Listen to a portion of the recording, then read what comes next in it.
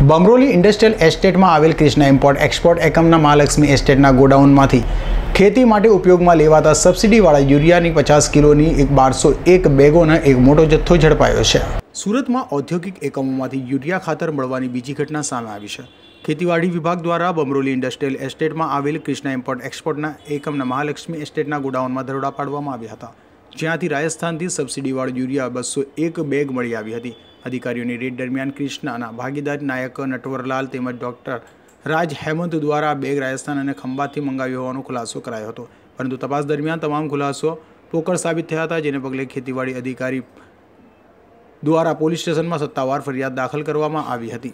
खेती अधिकारीनी टीम द्वारा बमरोली खाते पड़ायेला रेड में सौप्रथम वखत 2 एजेंसी द्वारा सरकार अपाती सब्सिडीवाળા યુરિયાને સપ્લાય કરવાનું એક મોટું કૌભાંડ ઝડપાયું છે। આ રેડ દરમિયાન ટેકનિકલ ગ્રેડ એટલે કે ઔદ્યોગિક વપરાશ માટેના યુરિયાની ડુપ્લિકેટ બેગ છપાઈ હતી અને તેમાં ખોટા સિરિયલ નંબરો પણ છપાવાયા હતા।